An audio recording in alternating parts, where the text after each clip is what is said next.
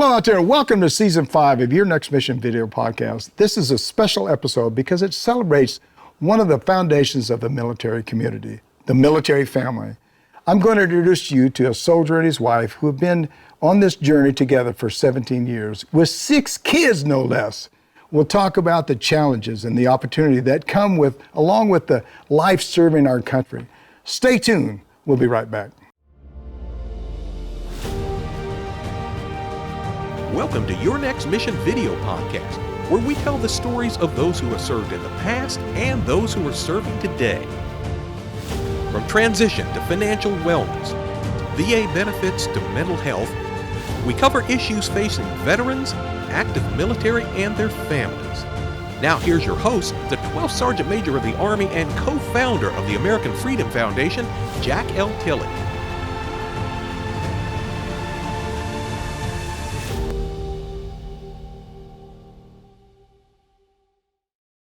Thanks for joining us today. Thanks to all of our veterans, service members, and families for your service to our great country. Now, before we get started, I personally want to thank our presenting sponsors, Navy Federal Credit Union, whose members are the mission, and Purdue Global, where you can start your comeback with additional sponsorship from Blue Cross Blue Shield, FEP Dental, and Blue Cross Blue Shield, FEP Vision, and USAA. Together, they make your next mission happen. They love our veterans and families, and I say it every week. We love them too. Early this month, we celebrated Military Spouses Appreciation Day, recognizing the sacrifices and the challenge faced by the spouses of those who serve. Today, we're honoring not just the military spouse, but the entire military families, because we're all in this together. No one understands that better than Brittany Raines, named Military Armed Forces Insurance Military Spouse of the Year at 2 different bases, and her husband, Staff Sergeant Casey Raines, 14th MP Brigade Security Manager. Brittany Sergeant Raines, thanks for coming on the show. Thanks for having us. Thanks for having us. Oh, I see that you're all motivated just like I am. I'm getting all pumped up here a little bit. Always motivated. You're always, I know that you are. Before we get into the discussion a little bit, can each one of you start by telling the audience just a little bit about yourself? And you know the honors always goes to Brittany. So Brittany, we're going to start with you. Go ahead. I'm Brittany Raines. We've been at this military life for lots of years. We have 6 kids together, and we are currently stationed at Fort Leonard Wood, Missouri. Personally, I'm currently working for AUSA, both with the chapter and with family readiness with Miss Holly Daly. There you go. All right, Holly Daly, what a wonderful person. I talk to her every once in a while, but she's certainly a very sharp, very talented, a very motivated person. Sergeant Raines, go ahead, you buddy. I know your wife now. You told me before your wife always holds your hand. If you talk too much, you'll squeeze. So go ahead and introduce yourself. I'll get the good old squeeze when I ramble on a little bit. All right. Don't worry about it. Currently, I'm the Brigade Security Manager for 14th MP Brigade. Prior to that, I was a weapons instructor. I've been in the Army now for 17 and a half years. In February, I hit 18. And probably looking to stay in as long as I can as long as my body holds. And then we'll go from there after that, because I'm not really sure what I want to do when I grow up. So we'll take it from there. There you go. Well, I tell you, my plan in the Army when I first went in was to stay exactly 4 years. And 3 years. And I extended 30, I got out, stayed out 2 years, and then came back and stayed another 33 plus years. So you never know what you're going to do. You think you know what you're going to do, but it never turns out the way, at least it didn't for me anyway. Hey, Brittany, was life as a military spouse a big adjustment? I think for a few spouses that I've talked to, they say it is a big adjustment. Was it a big adjustment for you at the beginning, I guess? I think the biggest adjustment is the having to sort of build your village because you don't always know people where you're going and at new duty stations. And so especially at the beginning when I didn't understand the I'm second to the Army life. And so I had to build a village to replace who my first person would typically be in civilian life. And that would, help me pick up kids and be sort of a leaning post when I needed somebody when he's at the Army's beck and call. But I learned that quick just by, joining spouses clubs and getting involved with installation activities and events and being able to build that network of friends. A great answer. It's all about networking and staying together and staying connected to the military spouses within the community. I tell everybody all the time, you can tell a service member, but if you really want to get something done, tell the military spouse, and they'll make it happen. And on the other side of that, if they're upset about something, you'll hear exactly the real deal from a military spouse. That's for doggone sure. Yeah, there's not a lot of filters there until you learn when to use filters. Well, I think most people want the honest truth. It's how you deliver that truth. Nobody minds the truth, but some people get real emotional. I think if you're pretty solid about what you're saying and the information is correct, most people say, oh, God, I didn't. Most of people really, I tell you quite frankly, don't know what the issues are until they ask people like you. So it's good to get, yeah. Hey, Sergeant Raines, were you worried early on about how the life would affect your spouse when you came into service? I mean, it's a big adjustment. Were you worried about her? I mean, in a sense, yeah, I was kind of worried because it was a big adjustment. Like it's not like a typical profession, I guess. So like, there's a lot of things that come with this choice that we took that I would say necessarily is kind of out of her control. So I would say that's probably the biggest factor, is that I know that I'm not always available. And I think the biggest issue was my concern that like there's going to be times that I'm going to be TDY, or I'm going to be in the field, or I'm going to be deployed, and it's going to fall 100% solely on you to take care of everything on the home side of things. Yeah. When I look back at my military career, one thing that was tough for me was the separation. Separation for a year, 2 years, or whatever. And then the other thing is, I was telling somebody on the call we had a little while ago, is that I would call my wife maybe every couple of weeks or once a week, or email or text her or whatever. And after 9/11, I'd call my wife at least 2 or 3 times a day, because I was actually in the Pentagon. So it's important to keep that communication flow going. And I know about those separations. What about your kids? Military life affected them. Me personally now, I think that military life for kids is a pretty good deal. What about yourself? What do you say there? What about kids? I think our kids have done extremely well in all of the changes that they've had to go through.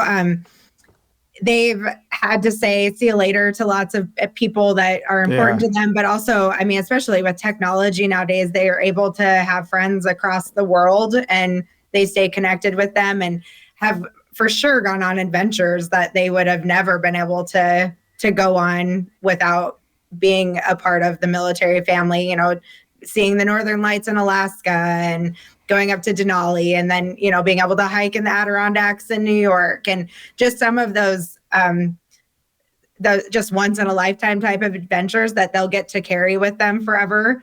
I do think that as they get older, it's harder on them. And so, when we're talking high schoolers and they're playing sports and getting ready to move on, I know a lot of families do it with high schoolers. I think every family is different and every kid is different. And unfortunately, we have a lot of kids to look at in that sense about how it will affect them. But they've done pretty well, I think. I think, Sergeant Raines, you want to add anything to that? I would just say that we have some of probably the most resilient kids that are out there in the military, like worldwide. It's like they're always having to adjust. They're always having to build new relationships and say those see you laters, and get onto teams and build a rapport with teams and teammates, and pick up and move and all of those things. So I just like hats off to them, because that's a lot that they have to endure because of the profession that I, in theory, like I chose and I kind of put onto them because of what we decided to do. Yeah. I tell you, all the people that I've ever talked to that told me their parents was in the military, and they lived on a military installation and grew up on a military installation. I think they got a better, I wouldn't say it's any better than anything else, but I think they got a lot of great advice and great leadership and development, and that military family is really pretty small. And so when you look around that, they've made a lot of great connections. I think quite frankly, I think they grow up a little bit faster, and they see the world a little bit differently. And they understand the importance of a military and what we do. A lot of people, I mean, we think, the Army, and we're talking about the Army, but let's talk about all the DoD. I mean, it's really pretty small when you think about it. And so when you look at the size of our country, I mean, we're just a drop in a bucket. And I think there needs to be more young adults that know a little bit more about the military. And I think it's important for our kids to go out there and talk to them. And the other thing about that is a lot of kids that their parents served in the military actually go into the military because they like that lifestyle. Brittany, what would be the first piece of advice you would give a military family about how not just to survive, but to thrive in the environment in the military? What kind of advice would you give a young military couple or anybody coming into service? I think communication is key. Communication with your spouse, communication with your superiors. I think there's just there's a lot of moving pieces, and every base is different, every installation different. And so like knowing who to talk to and leaning on your spouse and having that open communication about their op tempo and that's, those things, knowing that lingo, I think too, is like, I know what op tempo is, but I promise probably most of my neighbors don't. And so understanding those things and learning the life so that you can really embrace the culture and embrace, moving and the different changes that come with the Army life. Yeah. Well, I think the other thing is don't, a lot of people have a tendency to go in, close their door and go come out. Open your door, go out, be involved, be part of the team and grow and develop just like everybody else. Because I tell you, nobody's successful by yourself. And we talked about deployments. When you deploy, what happens? The military spouses get together, they help each other out. They work issues and all that other stuff. But that's really a big deal. I'll tell you a little bit of a story. My wife, one time, I was a first sergeant down at Fort Knox. I think it's still Fort Knox, but down at Fort Knox. And I was in a training unit, and we had a family get together where we brought in all the military spouses and stuff were coming in. My wife was going to host this event. And I don't know how many, like 30 or 40 was supposed to be there, and only 5 or 6 showed up. And she was devastated by it. She said, "Oh my goodness, what am I doing wrong?" and all that stuff. And I said, "You're not doing anything wrong," because a lot of people in the States sometimes don't want to be involved with the process and they want to sort of stay by themselves. I think overseas we're a little closer because we don't have all the things we have in the United States, but they just got to get out and be part of the team and understand that, what's going on in the military, what the benefits and entitlements are, what the command's going to do, where they're deployed to. I mean, there's a lot of things that military spouses find out that even your service members don't know anything about sometimes. So that's interesting stuff. This is a great discussion. We got a lot more to talk about. But first, like always, we got to take a quick break. So I know you guys are not going to go anywhere, so stay right there. We'll be right back. This is Your Next Mission video podcast with me, your host, Jack L. Tilley, 12th Sergeant Major Army. If you enjoyed this discussion, please like us. Click on that subscribe button below. And be sure to click on the bell to receive notifications of all of our upcoming video podcast releases. I'll be right back after a word from our presenting sponsors.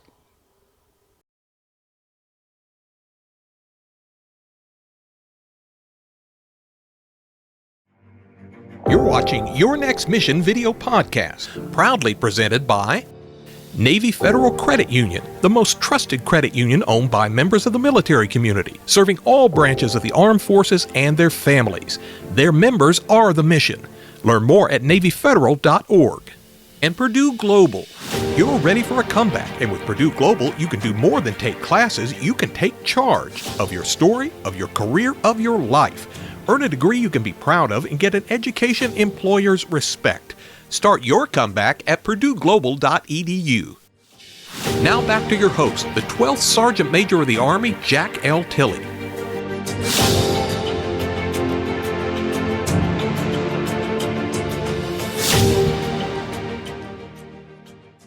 Welcome back. We're celebrating military spouses and families with Staff Sergeant Casey Raines and his wife, Brittany. Before we jump back into our discussion, I'd like to take a few seconds to tell you about a new program we're excited about called Your Next Mission VCS. A veteran community support program will provide personalized one-on-one support to address the unique needs within our veteran community through our many partnerships with other veteran service organizations. Please check us out at yournextmission.org/VCS VCS and register to participate today. Remember, I'm going to say this again, remember, we want to help you with whatever your issues you and your family are facing. So please reach out to us. Brittany, you're really involved in activities with other spouses and families at the base. Do you find it's harder to get the junior listed wives to join? I do think we're seeing a decline in the junior enlisted. Some of that is meeting them where they are. We're learning, and I hate to say older, seasoned generations, that we're having to learn to talk to the next generation of spouses that are coming in and how to reach them and really meeting them in their lane. We talked a little bit, COVID and the rise of social media. I think having that, those devices in your hands is getting in the way a little bit, and it's providing a challenge. It's a great way to get information out, but it's definitely providing some hurdles for us to jump over. And also, we're not using the right types of social media to get to those types of people. So we're learning as spouses to meet them where they are and to get into some genuine good conversations to bring them to the table. You talked about deployment, and I think most of us aren't seeing those deployments like we were. And so that brought us together and brought out those conversations. And it's talking about just the day-to-day things. And, like I said, learning the lingo and getting into those discussions about just military life. And because we're not seeing as many deployments, we're also not coming to the table as often. And so trying to get them out of their houses and meeting them in their lane so that they want to come hang out and just build a network and a group for themselves. Well, I think you hit on the phone. I've got a bunch of stories. I'm an old guy. Old guys have a bunch of stories. But I remember I used to call my grandkids up and I'd say, hey, how's it going? Fine. What are you doing? Nothing. And that was it. That was the conversation. I was trying to really be a good grandfather and sort of work with them a little bit. And then I realized something. If I text them, they'd respond real quick. So I say, hey, how's it going? Oh, everything's great. I said, wait a minute. I found the source, And so I started texting them, and there's a little bit younger. As they got older, they'd open a little bit more. Now today, my oldest granddaughter, I can call her and talk to her in a heartbeat, and she'll have a great conversation. My youngest granddaughter, though, she's still texting. If I want to get older, I still text her. She'll call me, but she's not as open as the other one. But there's got to be. How did you overcome some of the some of the families really get isolated? How'd you overcome some of that stuff? I'm sure you got a lot of neat ways about making people come out of that house. Well, I think just finding what interests people. We're not always successful at that, right? We've put on events where only a handful of people show up, and that's okay. But taking it and learning from it and saying, well, that didn't work, move on to the next thing. What I think a lot of people are interested in is learning about where they live and it not being so meeting-like. So we for example, our luncheons here, we did a lot of them off post this year because they're getting out in the community and they're much less invasive. There's not much of this conversation. We're going to go do an activity and we're going to be out in the community, and it doesn't require as much energy or as much getting out of your comfort zone. So they're coming out, they're learning about the area without feeling pressured into meeting new people as much, and they can still stick by themselves. But so that's where we found most of our success this year with Spouses Club specifically, is just trying to find some things locally that they would enjoy doing without it being quite as uncomfortable and in your face, I guess. Yeah. I used to, when we had functions as I was a division sergeant major, first time I had a function, I didn't get many people to participate. Of course, then I made it mandatory for the service member to participate, and I gave away money. I bribed them. So that was the way to got it. So the other way I did it is, I understand that on a prep call now, you said you went out and knocked on doors and stuff to get people and get them motivated to come in. Absolutely. There's one more thing I got to tell you is that you have general officers or officers that are in your same kind of club. One of the things, I had again, when I was a division sergeant major, the commander I had told my wife, Glory, says, Glory, don't tell people who I am. Because she wanted to fit in. She wanted to just be another spouse in the group. Of course, they all knew who she was, I think. So I think she's probably fooling herself. But that helped because she wanted to tell them, hey, look, I'm just like you. I have the same kind of issues. We're all in this stuff together. And we got to make sure we take care of each other. I think it's important for people to do that. Sergeant Raines, we've been talking a lot about military stuff and family issues, but do you expect to transition out of the military at the 20-year mark? And are you, are you going to get out at 20, or are you prepared to get out? Anything coming up that you're thinking about anyway? Retirement has been a goal, but we have little kids that are going to be going into college. So obviously that's going to become a factor. And then like promotions and things of that nature will probably alter that decision eventually. But I'm in this for as long as the Army will have me, I guess. So if it's over 20, great. If I can only get to 20 years and that's what they need of me, then I guess that's where it's going to be coming to an unscheduled abrupt end. But in theory, I'll be able to make it until I'm ready to be done, I guess. Oh yeah, I tell people all the time, I believe God put us on the earth to walk down certain roads. Sometimes there's hills, sometimes there's curves, sometimes you got to take a tunnel, whatever. But it's you just sort of keep moving with the groove. Whatever happens, do the best you can. How will you balance your transition though when you get ready to go with your kids' particular needs that reflect the schools and stuff? That's really just thinking about the transition part. If you have a child that's in the middle school or high school, I don't know if you want to move them out of that school. What's your thoughts about that?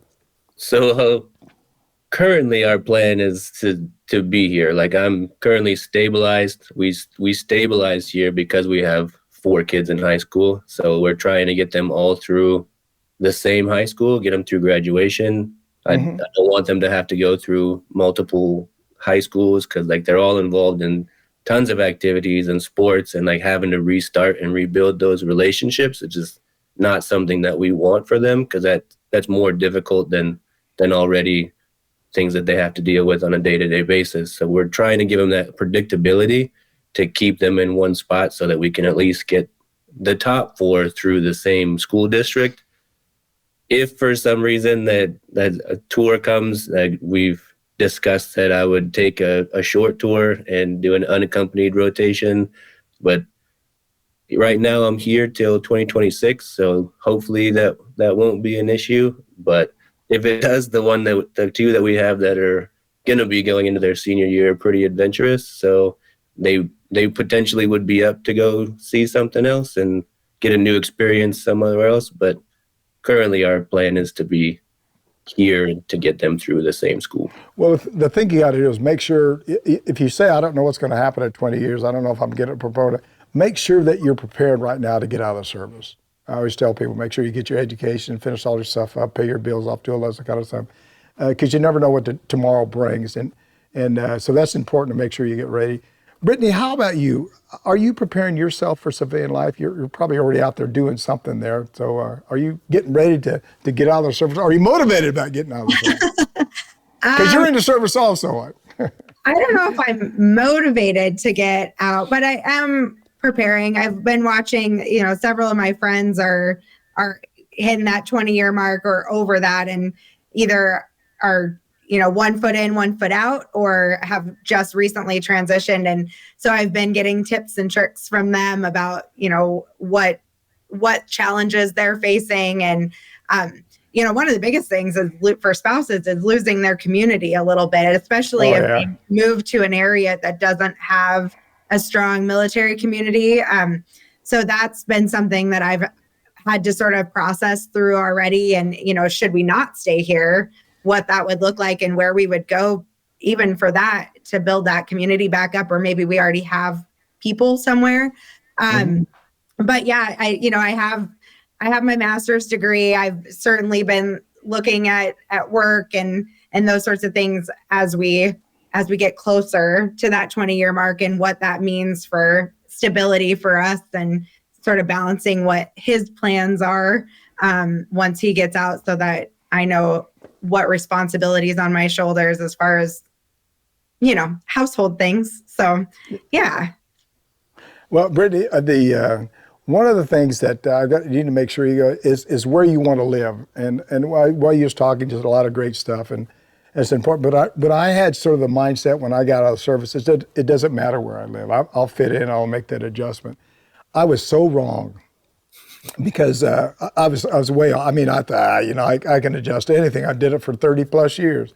And so I built a house in Florida, a really nice house, moved in, got the house built, and I walked around, started introducing myself to all the neighbors and all that stuff. And my wife comes up and says, "Do you know they think you're nuts?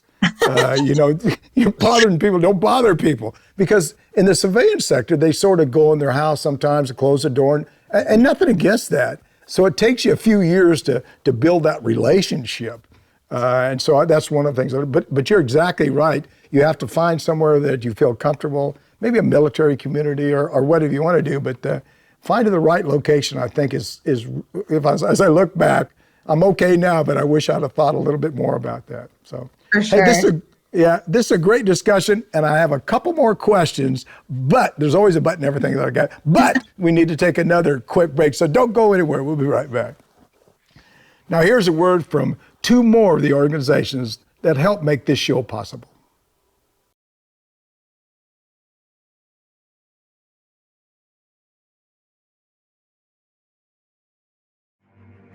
You're watching Your Next Mission video podcast, brought to you in part by Blue Cross Blue Shield FEP Dental, Blue Cross Blue Shield FEP Vision. Part of transitioning out is that dental and vision insurance breaks off from your medical insurance. Vision and dental is very important to be able to enjoy your retirement. Blue Cross Blue Shield makes the transition so much easier. And USAA. A promise is a trust not to be broken, whether spoken with an oath or sealed with a pinky. And after 100 years, we're still taking care of the military community and their families. That's our mission, always. Now back to your host, the 12th Sergeant Major of the Army, Jack L. Tilley.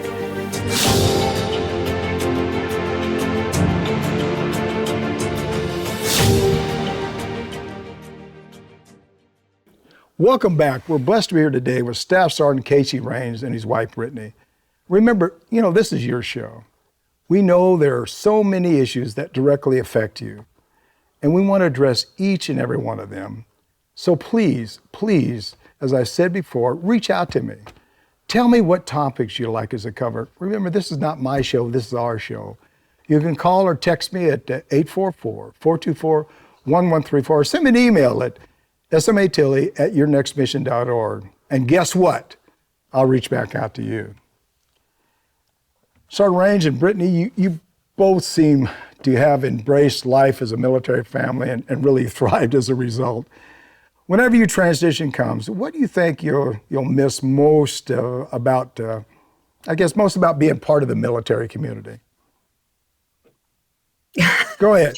Well, who wants to answer that question? Brittany, you go ahead. We know who's in charge. I think you hit it 100% before the break is that community. One of my good friends, they transitioned out and they moved to a small town where no one was. And, you see us in, everybody brings you cookies or comes and offers to help move you in or unpack boxes. And she was like, there's nobody at my door. Like, why aren't people here? And not because she felt entitled to it, but because that community has always been there for 20 plus years. So I think that will be what I miss the most. I'll be seeking that out in whatever fashion I can find. Yeah. Same as you, Sergeant Raines. What about you, buddy? What do you miss most? I think I find a lot of purpose in coaching and mentoring and teaching and spreading my knowledge to this future generation that's coming behind me. And I think that's like a big part of like my identity. Like sitting behind a desk is not really my forte. I'd rather be out and like spreading like all that stuff that I've worked so hard and I've gained all this over the last, at that time, 20 plus years, and to not have the people to like relay that to you, I think is probably going to be my biggest struggle, is finding like which lane I belong to and staying in it, I guess. I remember when I told you about that road, it's going to go crooked like this, but it's up and down, all around and all stuff. You'll find your spot. Everybody does. You know, there's a lot of people that retired before you, like me, and I actually found a spot. You know, looking back on your life and looking back on your military career, is there anything differently you would, you'd do to start over again in the military, I guess? Anything different? You sort of say, I wish I'd have done this, or I wish I'd have done that. And Brittany, we're going to start with you again. You're looking at him, but you're thinking about, go ahead. Yeah, go ahead. I think I would have gotten involved sooner. Did all I made friends that were my neighbors, but I didn't get involved with the units. I sort of always felt like that wasn't a place for me. That it was his work, and we PCS to Alaska, and I jumped in with both feet because we were so far away, and I fell in love with giving back to the military community, to being involved in and learning about what he does and what our Army does and how it affects everybody like worldwide. I will probably never not be involved with something that has to do with veteran military spouse life. It's just it's my whole being. And so I wish I'd have done that sooner, because I think that first little part of this life would have been a little easier to embrace if I'd have done that. Yeah. How about you, Sergeant Raines? Anything you did differently when you swore your hand and said, "I'll protect and defend the Constitution of the United States against all enemies, foreign and domestic"? Is there anything you did differently? Maybe not before then, but once you got in. I would probably not. I wish I would have gotten in when I first tried, like a few years prior, and things didn't work out, which I just kind of picked it up and took that one on the chin. But I don't really wholeheartedly believe in regrets, because if I did things different, then I wouldn't be me.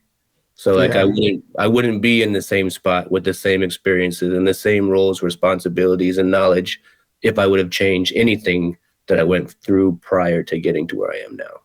Why'd you come in the Army? Is there a reason why you came in the Army? Is that not a good story? Don't have that. No, it's fine. I have a lot of family that has done this, and my biggest inspiration was my grandpa, and he was Yeah. He's prior service, and I always wanted to be in the service, because of that. So it was just something that I needed to do. Well, everybody's got role models. I got to tell you why I came into service. I told this story probably quite a few times. A lot of people maybe out there listening probably heard it before, but I wasn't the best kid in the world. I was at a beach drinking a beer at 17 years old, and I was getting ready to graduate.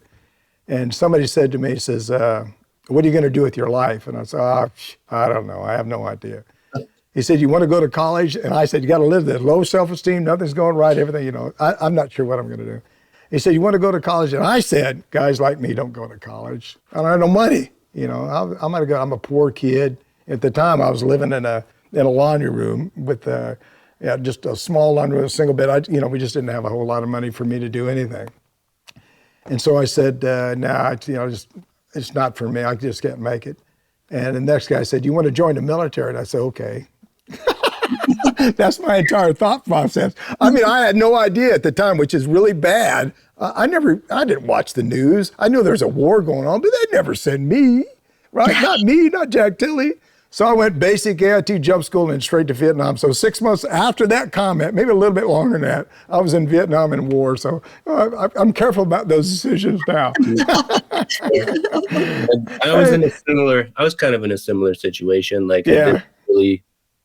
I knew I wasn't like super thrilled about going to college, and I went to a tech school and I went that route, and then I was like, "Oh, you know what? I'm gonna try again, because I'm gonna do this." So well, like I said before, God put us all on this earth to do something, and we all have skills and different things. I mean, I might not be the best host, but I'll try. I'll do the best I can. May not be the best golfer, but I'll try. I'll do the best I can. But the point about that is try. Never say you can't do anything. It's all about, I can do it. Give me a chance. I'll do the best I can. And that's the way you got to look at life, I think, And like I said, everybody goes up and down hills, and everybody's going to have failures and all the rest of the stuff. But it's a pretty good life. Look at the positive versus the negative. Any final thought? First of all, let me say this has been a great discussion. And I really want to thank you guys for coming on the show, and also for being a military family and all the things that you do that you probably didn't talk about on the show. You have a ton of people out here, but just thanks so much for what you do, and thanks for how much you love what you do and the people around you. Any final thoughts? Anything maybe you want to share with the audience, and just tell them anything you want, anything we didn't cover. Brittany, we'll start with you again. I mean, I think I repeat, just get out there and try something new, right? Go out and join the Spouses Club, or go to a luncheon and don't join yet, but see what they're about. Go check out your spouse's unit. And if they have a family fun day, like, don't shrug all that stuff off. It's there and planned with a lot of genuine heart, whether you think it is or not. And the people putting it together want you there. And so go out and embrace it and just see if you can get this life off the ground, because it's pretty awesome once you jump in. There you go. Sergeant Raines, how about yourself? I got one more thing to do before you leave, though. But Sergeant Raines, go ahead. How about you? Any final thoughts? I would say embrace it. Like, this life has given me opportunities to see and do things that I probably would have never done had I not decided to pursue this profession. So I would just embrace it. Like, it can be your best place. Every place can be the best place, or it can be the worst. It's on you. If you sit up in your barracks or in your house and you don't go experience anything, like, it's going to not be fun. You're going to think it's the worst thing ever. If you take advantage of the opportunity that is given to you to go see and do all these things, I promise the return is way better than just holding up in your room and acting like everything doesn't exist. Hey, great advice. I appreciate that. Hey, this has been a great discussion with both of you, and great, I met you before, but great seeing you again. I appreciate you coming on the show. Now, I have one more thing to do. At the end of every show, I always ask everybody, sometimes, not all the time, but most of the time, I ask them to say "hooah," okay? Now, I know military spouses are loud, and I know that Sergeant Raines, you're loud and tough, so I'm going to say 1, 2, 3. I'm going to see how loud of a military family you guys are, okay? Okay. Are you ready? All right. 1, 2, 3. Hooah! All right. God bless you. Thanks for coming on the show, and best of luck to you. Thank you. All right. Thanks again to Staff Sergeant Casey Raines and his wife, Brittany, for being with us today. I'm Jack Tilley, 12th Sergeant of the Army. You've been enjoying Your Next Mission video podcast, and thank you for joining us. Log on to our website at yournextmission.org and leave me a review. This was a great show. Leave me a good review. If you got to leave a bad one, I guess I can take it, but leave me a good review, I hope anyway. While you're there, you can visit our nonprofit and corporate partners who have jobs and services available that can assist you in your transition from the military.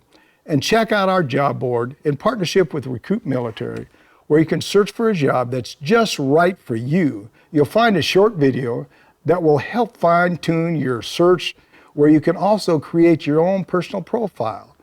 Please go to our website, and you can follow me on all of my personal social media channels: Facebook, X, Instagram, YouTube, LinkedIn, and Rumble. If you like what we're doing with yournextmission.org, please click on that subscribe button, and don't forget to click on the bell to receive notifications of our upcoming video podcasts. Don't forget, we want to hear from you. Please leave me a message or send me a text at 844-424-1134, or send me an email at SMA Tilley at yournextmission.org. Thanks again to Sergeant Raines and Brittany for joining us today.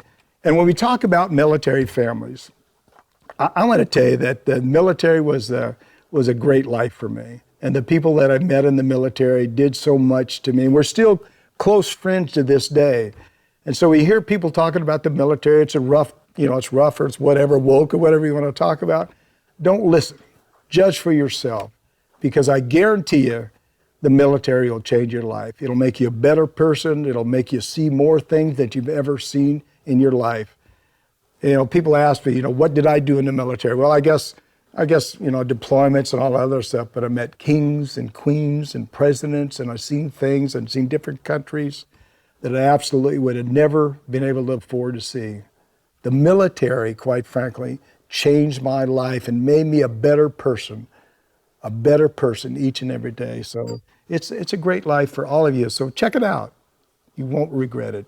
Thanks for watching, and thanks to New Mind Studios, and of course, our sponsors, Navy Federal Credit Union, Purdue Global, Blue Cross Blue Shield, FEP Dental, Blue Cross Blue Shield, FEP Vision, and USAA. We appreciate all you do for our military. And as always, see you on the high ground. Hooah!